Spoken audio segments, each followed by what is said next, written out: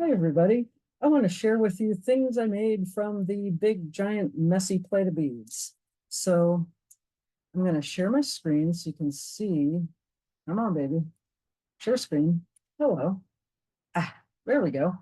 Um, and I'll just give you a progress report.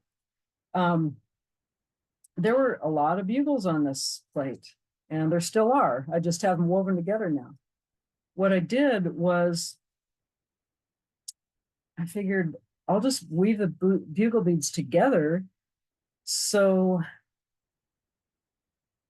in part because I want to make sure that I can use bugle beads that are notorious for cutting thread with doubled silamide thread, the thread I normally use, and get away with it. And so far it looks like I have. I might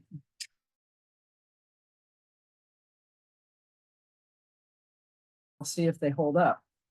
I want to show you this one. It's kind of a busy design, but I just had a basically limited number. This is all of these longer, these are the longest bugle beads on there. Then I wanted to use them all at once.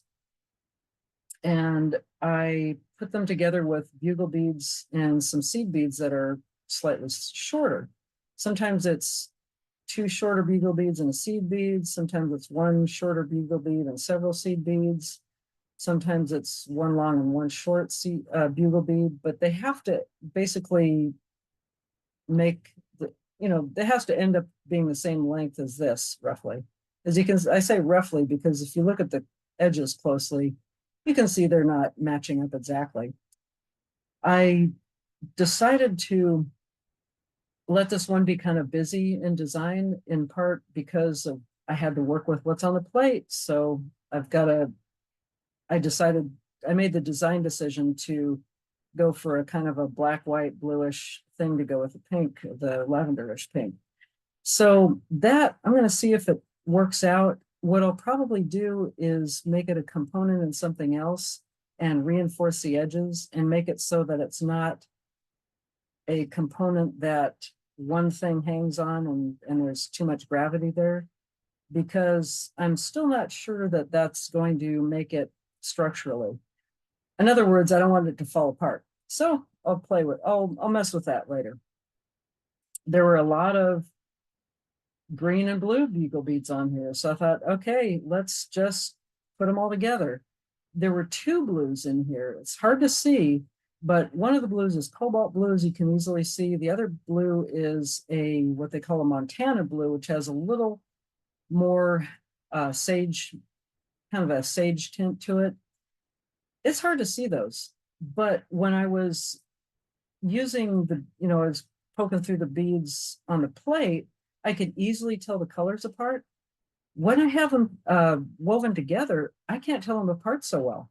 That is one reason why I recommend that you work up a little piece, even if it's just an inch long piece, inch by inch long piece of whatever seed bead or bugle bead or whatever you're working with, so that you actually get a working definition of what the color is going to do. Because your working definition is not going to be set by having them in little tiny discrete piles on your work surface or your plate or whatever, or even mixed up on your plate. Colors interact with each other, and they interact with each other very differently depending on the context. So if they contextualize each other by themselves, yeah, if you look hard enough, you'll see you can make out the Montana beads in here, but they're not plentiful and they're not that easy to differentiate. Usually I do not put put Montana blue with cobalt blue with emerald green, but I just decided to do that to find out what it'd be like, and lo and behold, that's what it's like. So the next one I put together using mostly silver-lined clear and clear Aurora Borealis, clear AB beads. And you'll notice check the side of this, you can see that I used black thread. Well, what happens when you use black thread with clear beads? Focus sesame, thank you. they turn into silvery beads. It's great. Thread is a design element. And had I used red thread like I did on this piece for this, it would have turned out very differently. Just design wise, I decided to mix it up a little more and put in other colors, put in even seed beads here and there. I decided that's probably about as much busyness design wise as I would normally want to do.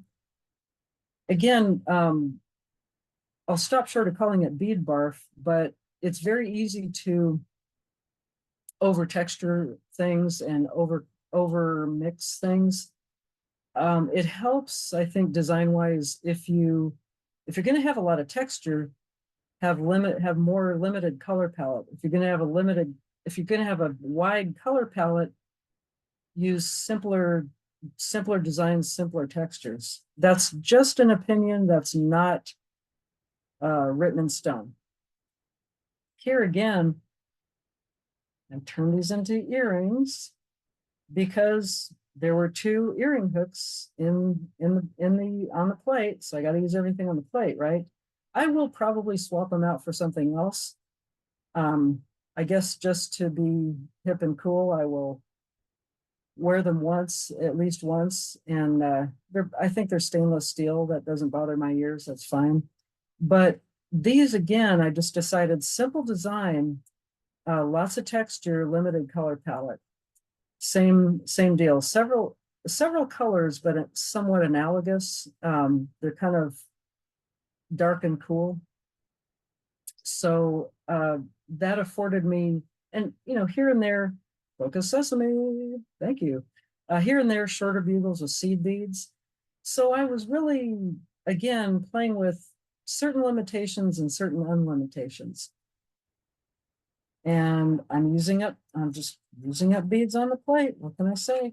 Similar to these, just a simple peyote stitch, one seed bead, 1 stitch per row. I mean, just, like put the last stitch I put was this bead, then I put the thread through this bead. I made it, I think I put exactly 1, focus sesame, 1 seed bead in the whole thing. The rest are bugle beads. So the design is fair. The design is simple. The color palette is limited again. It's black thread with clear beads, a little bit of extra color with the AB, but not dominating the landscape there. And yeah, I'll probably turn these into earrings. And same with this. This one is, I think it's hard to say. These beads some are more purple and some are more green, but they're both green and purple iris, so they are very related to each other. I thought also the bugle beads themselves, most of them are hexagonal profile beads. So I thought, okay, there's more than enough texture, both coming from the color and from the shape of the beads. So I will stick to the same bead each time. The design is simple and the color is complex enough in itself, but harmonious. And I'm not going to mix it up too much because there's already so much to look at. Why not? Now with this last piece, oh, no, I do have another piece a couple pieces. I'll save this guy for last. I had 2 jump rings and 3 head pins. So I stuck these beads on the head pins and I stuck them together with the jump rings. My wire work was probably the sloppiest on the first one I did, a little less sloppy on the second one, and the best on the third. But what can I say?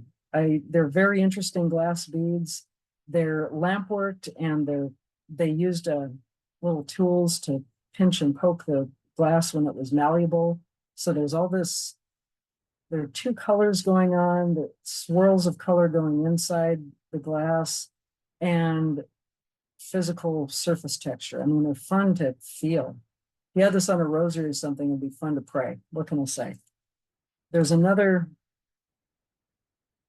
set of beads of a similar ilk I haven't done anything with yet. that will come up in the future. These beads, again, I had a pair of these earrings, so I got to do something with them. So that's what I did. I started with 6 beads in the center, and I did 2 rows of peyote stitch around them. And I started with 6 beads because I had to create a hole that was big enough for this to pass through.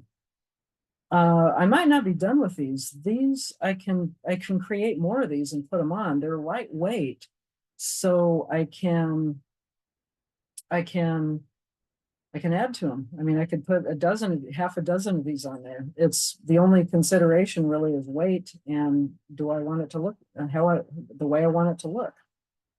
So that ends the others, the things that I completed or may have completed.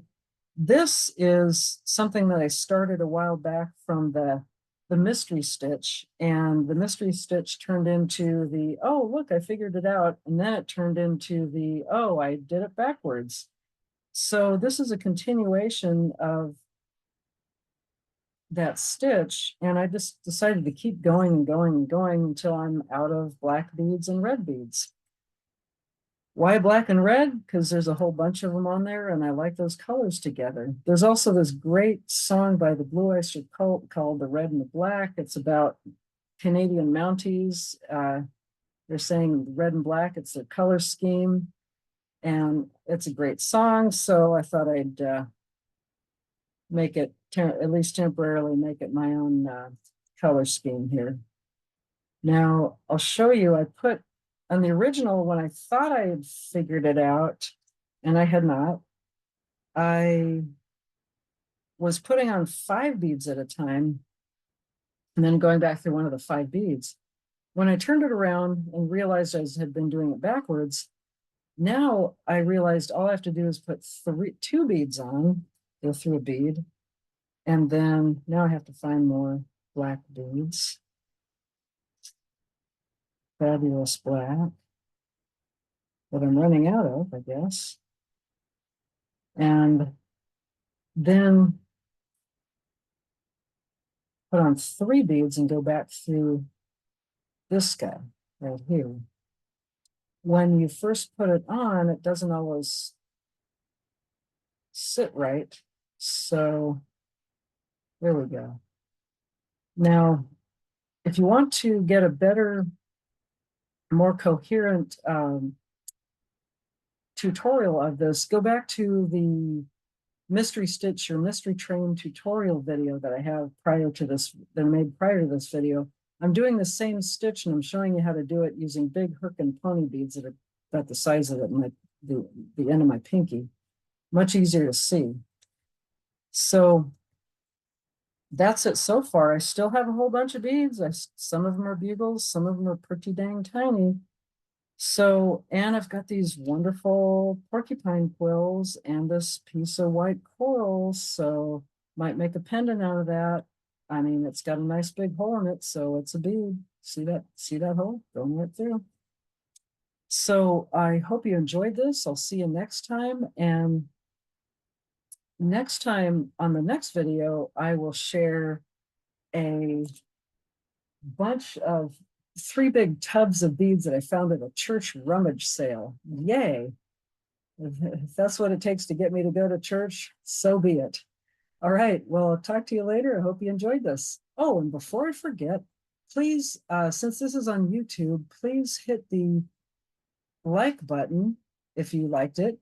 And please hit the subscribe button so you get a notification every time I make a video, which is sometimes a lot and sometimes irregular. And whatever else you're supposed to do to help me out in terms of helping enable me to keep doing wacky, fun things like this. All right, thanks a lot. See you next time. Bye.